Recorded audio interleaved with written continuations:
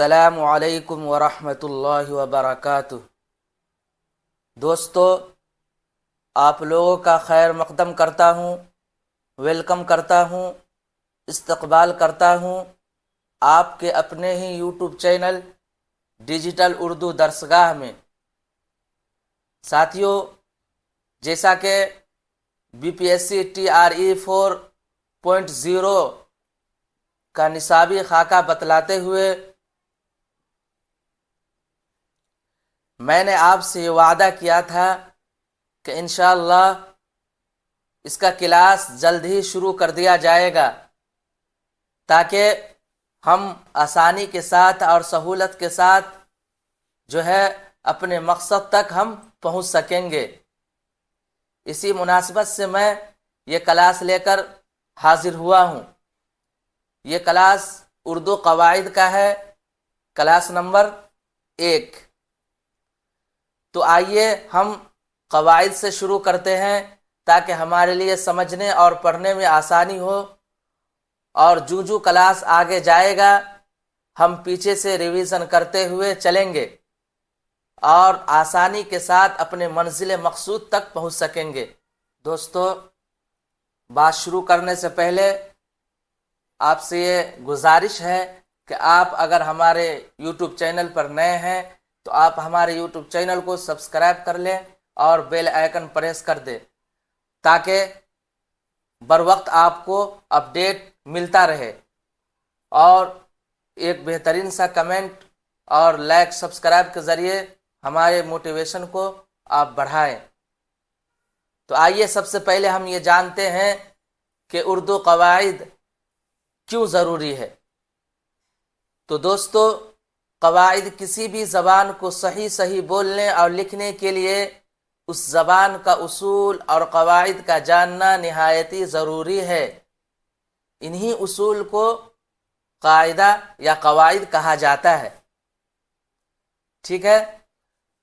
تو اس کے بعد یہ ہے کہ قاعدہ عربی زبان کا لفظ ہے جس کی جمع قواعد آتی ہے۔ قواعد جو ہے جمع ہے، کس کی جمع ہے؟ یہ قاعدہ کی جمع ہے، ٹھیک ہے۔ اس کے بعد یہ ہے کہ اردو کے معنی کیا ہے۔ یہ کہ اردو کے معنی لشکر یا فوج یا کھچڑی کے ہوتا ہے۔ چونکہ یہ مختلف زبانوں اور بولیوں سے مل کر بنی ہے، اسی وجہ سے اس کا نام یہ رکھا گیا ہے۔ اور دوسری وجہ یہ ہے کہ اولاً یہ لشکر اور فوج کی ہی بولی ہوتی تھی، اس لیے اس کا معنی یہ رکھ دیا گیا۔ تو یہ باتیں ہوئیں۔ آگے یہ کہہ رہا ہے کہ اردو کو ابتدائی دور میں مختلف ناموں سے پکارا جاتا تھا جو مندرجہ ذیل ہے۔ چونکہ ابتدائی دور میں مختلف جگہ کے لوگ ہوا کرتے تھے، مختلف قسم کے ملاوٹ کے ساتھ لوگ بولا کرتے تھے، اس لیے ان کا نام جو ہے مختلف طریقے سے لوگ لیا کرتے تھے۔ تو آئیے جانتے ہیں کہ کیا کیا نام پہلے ان کا تھا۔ تو سب سے پہلے ہندی، ہندوی، زبان دہلی، دکنی، گوجری، اس کے بعد ہو گیا اردو معلی، اس کے بعد ریختہ، اس کے بعد جو ابھی اردو۔ لیکن اب جو ہے اس زبان کو صرف اور صرف اردو ہی بولا جاتا ہے۔ سمجھ میں آئی بات؟ اب ہم یہ جانتے ہیں کہ رسم الخط، چونکہ جب ابتدائی دور میں زبان بولی جاتی ہے تو صرف جو ہے بولنے کے حد تک محدود ہوا کرتی ہے، لیکن جب اس کا دائرہ وسیع ہو جاتی ہے تو وہ لکھنے اور اس کے لیے قواعد منظم کیے جاتے ہیں۔ تو وہ بولی کی جو تحریری شکل ہوتی ہے اسی کو جو ہے رسم الخط کہا جاتا ہے۔ تو یہاں یہی کہا گیا ہے کہ ہر زبان کے لکھنے یا بولنے کے لیے آواز کی علامت ہوتی ہے، انہی علامت کو رسم الخط کہا جاتا ہے۔ لیکن زبان رسم الخط کے ساتھ قید نہیں، یعنی ایک زبان ایک ہی رسم الخط میں نہیں ہوتا، بلکہ وہ کسی بھی رسم الخط میں لکھا جا سکتا ہے۔ ہندی دیوناگری رسم الخط میں لکھی جاتی ہے، جبکہ اردو عربی اور فارسی رسم الخط میں لکھی جاتی ہے۔ دیکھیں یہاں یہ کہہ رہے ہیں کہ رسم الخط جو ہے نا وہ کسی زبان کے ساتھ خاص نہیں ہے، یعنی ایک رسم الخط ہے تو وہ صرف ایک ہی زبان کے ساتھ لکھا جائے گا، ایسا نہیں ہے، بلکہ ایک رسم الخط کئی زبانوں کے ساتھ لکھا جاتا ہے۔ جیسا کہ یہاں دیوناگری ہے، یہ ہندی کے ساتھ ہو گیا، سنسکرت کے ساتھ ہو گیا، آپ کو مراٹھی، پنجابی ہے نا، میتھلی، بھوجپوری، یہ تمام زبانوں کو دیوناگری رسم الخط ہی میں لکھا جاتا ہے۔ اسی طرح فارسی رسم الخط جو ہے وہ اردو کے لیے ہے، لیکن یہ مت سمجھیے کہ فارسی کا رسم الخط جو اردو کے لیے ہے تو صرف اسی رسم الخط میں اردو لکھا جائے گا اور دوسرے رسم الخط میں نہیں، بلکہ ایسا نہیں ہے، بلکہ کسی بھی رسم الخط میں ہم اردو کو لکھ سکتے ہیں۔ تو یہاں پر یہی کہنے کا مطلب ہے اور یہی کہا گیا ہے۔ اس کے بعد جو ہے اردو زبان کے دو خط ہیں، خط نسخ اور خط نستعلیق۔ تو یہاں پر یہ کہہ رہے ہیں کہ خط نسخ جو ہے عربی کا مشہور ترین خط ہے، جیسے یہاں پر ایسے لکھتے ہیں نا، لائن کے ساتھ اس طرح کر کے لکھتے رہتے ہیں، سیدھے لکیر پہ سیدھا کر کے، تو خط نسخ ہو گیا۔ اس کے بعد خط نستعلیق جو ہے وہ اردو کے ساتھ فارسی کا مشہور ترین خط ہے، ٹھیک ہے۔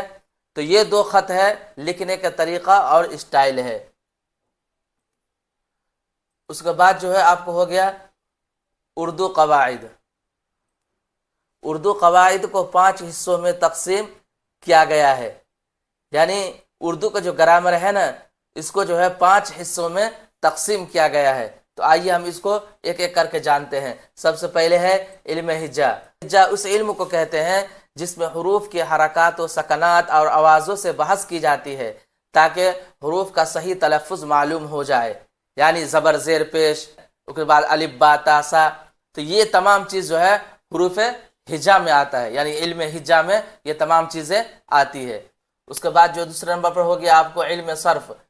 اس علم کو کہا جاتا ہے جس میں الفاظ کے ساخت، بناوٹ یعنی اشتقاق اور ان کے تغیر و تبدل اور گردان وغیرہ سے بحث کی جاتی ہے۔ یعنی علم صرف وہ علم ہے جس کے اندر لفظ جو ہے وہ کیسے بنا ہے، کیسے تعلیل ہوئی ہے۔ جیسے مثال کے طور پر یہاں پر مکتوب ہے، مکتوب یعنی خط، لیکن جب ہم اس کی جمع بناتے ہیں تو مکاتب ہو جاتی ہے، واو کی جگہ یا آ گئی، تو یہ کیسے بنا یہ لفظ، یہی سب جو ہے ساخت، بناوٹ، تعلیل، یہی سب چیز جو ہے علم صرف میں بیان کیا جاتا ہے۔ اس کے بعد جو آ گیا علم نحو۔ اس علم کو کہتے ہیں جس میں جملوں کی ساخت، بناوٹ، ان کی ترتیب اور باہم روابط و تعلق سے بحث کی جاتی ہے۔ یہاں پر دیکھیے لفظ کی ساخت بناوٹ ہے، یہاں پر جملوں کی ساخت اور بناوٹ ہے، یعنی یہاں پر جو ہے جملوں سے بحث کی جاتی ہے، ایک لفظ سے اور حروف سے نہیں، بلکہ پورے جملہ سے بحث کی جاتی ہے کہ کون جملہ کو پہلے رکھیں گے، کون کو بعد میں، کس طرح ہم ترتیب دیں گے تو صحیح معنوں میں جملہ بنے گا۔ تو یہ تمام چیزوں سے علم نحو میں بحث کی جاتی ہے۔ چوتھے نمبر پر علم بلاغت۔ وہ علم ہے جس میں الفاظ کی فصاحت اور جملوں کی بلاغت اور لفظ و معنوی خوبیاں بیان کی جاتی ہے۔